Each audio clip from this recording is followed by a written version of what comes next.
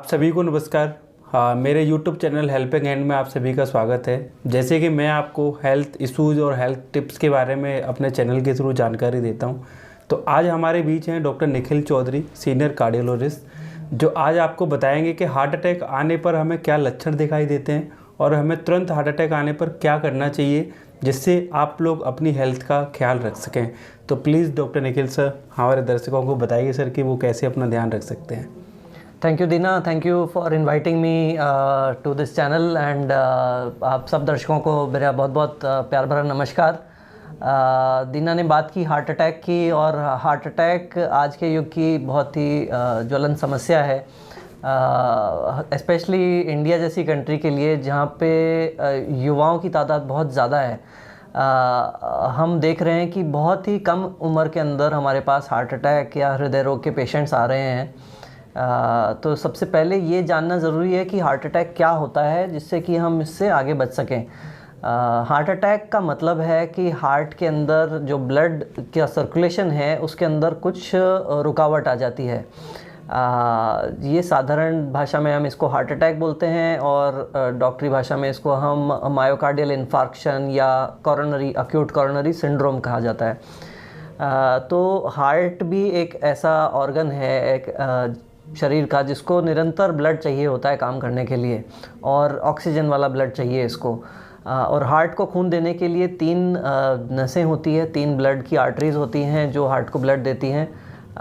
और इन्हीं आर्टरीज़ के अंदर जैसे जैसे एज बढ़ती है हमारी, जैसे जैसे कुछ अगर रिस्क फैक्टर्स आते हैं तो इसके अंदर कुछ न कुछ कोलेस्ट्रॉल की जमावट होने लगती है। कोलेस्ट्रॉल के साथ साथ कुछ पेशेंट्स के अंदर, स्पेशली जो स्मोकिंग करते हैं या तंबाकू का सेवन ज़्यादा करते हैं, उनके अंदर कोलेस्ट्रॉल के साथ साथ कैल्शियम की भी जमावट होने लगती है, जिसको हम चूना कह सकते हैं। तो ये जो ब्लॉकेजेस डेवलप होने लगते हैं बहुत कम एजेस के अंदर भी आने शुरू हो गए हैं। तो आजकल हम देख रहे हैं कि जो ब्लॉकेज की प्रॉब्लम्स है वो 30 इयर्स या 35 इयर्स या 40 इयर्स के अंदर भी बहुत पेशेंट्स हार्ट अटैक के साथ आ रहे हैं। तो जब भी आर्टरी के अंदर ब्लॉकेज होता है या कोलेस्ट्रॉल जमा होता है, निरंतर धीरे धीरे वो बढ़ता रहता है, और एक लेवल आने के बाद जब भी कोई स्ट्रेसफुल सिचुएशन आती है, जैसे ब्लड प्रेशर बढ़ गया या किसी ने स्मोकिंग कर लिया, तो वो कोलेस्ट्रॉल की जो परत है वो वहाँ से छिल जाती है, और छिलने की वजह से क्या होता है कि वहाँ पे क्लॉट जमने लगता है। और जब वो खून का क्लॉट दिल की नस के अंदर, कॉरोनरी आर्टरी के अंदर डेवलप हो जाता है, तो ये आर्टरी को बंद कर देता है, और खून के बहाव को जैसे ही प्रभाव पड़ता है ऐसा हार्ट के ऊपर, तो हार्ट अटैक के लक्षण आते हैं पेशेंट को, जिसमें मोस्ट कॉमनली चेस्ट पेन, हम कहते हैं कि सीने में दर्द होता है पेशेंट को। और ये दर्द ऐसा नहीं है कि बहुत लोग समझते हैं कि सिर्फ लेफ़्ट साइड में चेस्ट पेन है तभी हार्ट अटैक है।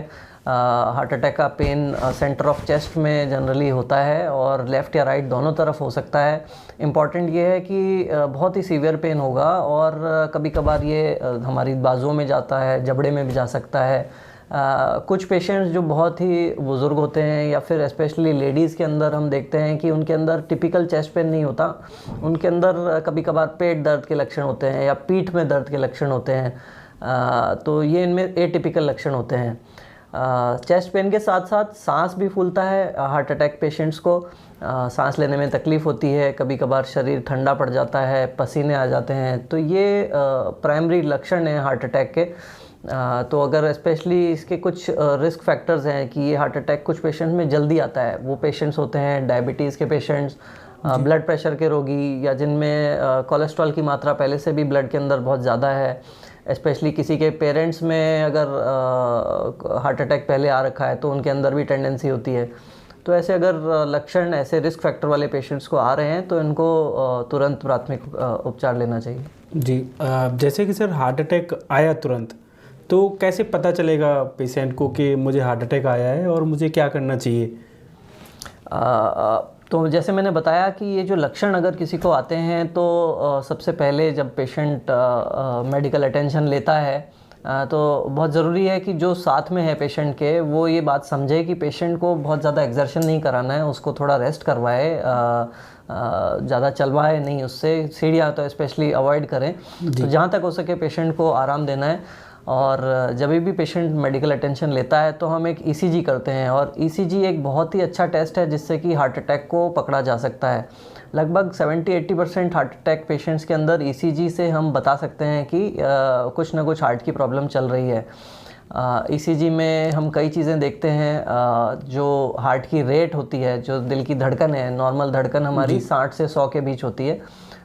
तो हार्ट अटैक के कुछ पेशेंट्स में धड़कन कम हो जाती है, यानी 60 से भी नीचे पहुंच जाती है। ऐसे पेशेंट्स में चक्कर या बेहोशी भी आती है जी। और कुछ पेशेंट्स के अंदर ये धड़कन 100 से ऊपर चली जाती है, और इससे कई बार जो है जब धड़कन बहुत अनियमित ज़्यादा हो जाती है तो ऐसे पेशेंट्स में भी बेहोशी आ सकती है, और इवन सडन कार्डियक डेथ भी हो सकती है, जिसको हम कार्डियक अरेस्ट बोलते हैं।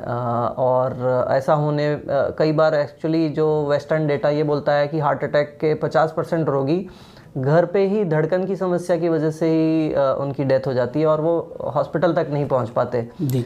बट आजकल स्पेशली इंडिया में अब सुविधाएं बहुत अच्छी हो रही हैं, तो एटलीस्ट एक ईसीजी अगर आप कर लें तो उससे हम हार्ट अटैक का पता लगा सकते हैं। ईसीजी के साथ कुछ बेसिक ब्लड टेस्ट होते हैं, जैसे ट्रोपोनिन का टेस्ट है और CPK-MB का टेस्ट है जी। तो ये भी हमें बताता है कि हार्ट के अंदर कुछ डैमेज चल रहा है क्या जी। Thank you so much doctor Nikhil sir, आप हमारे चैनल में आए और आपने बहुत ही अच्छी तरह से एक्सप्लेन किया हमारे दर्शकों को कि अपन हार्ट अटैक को कैसे पहचान सकते हैं और उसका कैसे ट्रीटमेंट कर सकते हैं, कैसे नियर बाई जा सकते हैं। तो आप सभी से मैं यही रिक्वेस्ट करूंगा कि आप हमसे जुड़े रहने के लिए मेरे चैनल को सब्सक्राइब कर लें, और आपकी जो भी क्वेरी है वो मुझे कमेंट बॉक्स में बताएं, जिससे कि मैं और एक्सपर्टीज़ से जाके मिल सकूं और आप लोगों को अच्छे से अच्छे मैं एक्सप्लेन कर सकूं कोई भी बीमारी के संबंध में। Thank you so much. बहुत बहुत धन्यवाद।